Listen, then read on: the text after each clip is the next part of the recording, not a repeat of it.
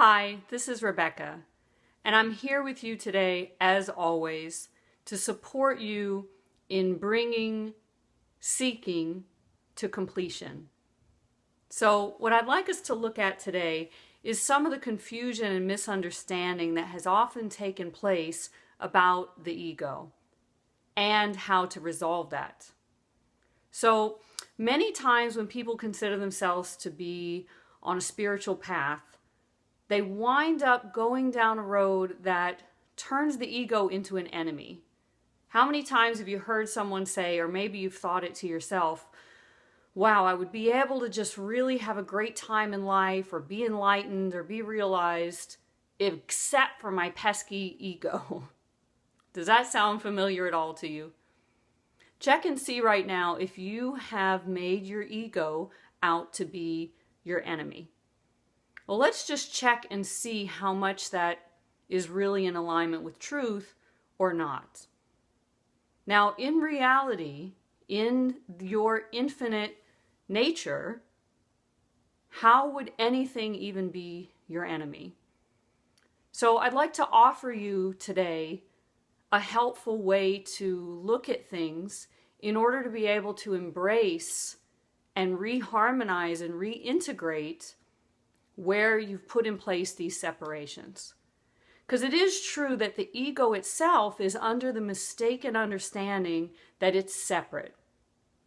So from that perspective, it goes about all sorts of other misunderstandings based on the idea that it's separate, that it's in danger, that it's under threat, that it's unloved, that it has no control over things, and that it's just out there fending for itself. So it's actually a lot like if you imagine a stray animal, a stray dog or something that has been given that same impression, that it's out in the world fending for itself and constantly in tremendous danger. That animal's behavior is then going to become distorted. So an animal that may not have even been aggressive, now by constantly thinking that it's under threat, may act aggressive, it may act overly fearful and frightened. But imagine if you find this animal at your doorstep and you understand the truth of it, how are you going to treat it? Are you going to threaten it back and get in a fight with it or run scared from it or any of those things? What if you did something else? What if you welcomed it in? What if you embrace it in love? What if you wash it and clean it and give it this warm, safe, loving place to come home to? It's not going to behave the same way at all anymore, is it? So right in this moment, go ahead and imagine everything that you've considered to be your ego, including all the stories that it's told you about all the threats and all the danger in your life and all the problems in your life and all the things that you need to solve right away and everything.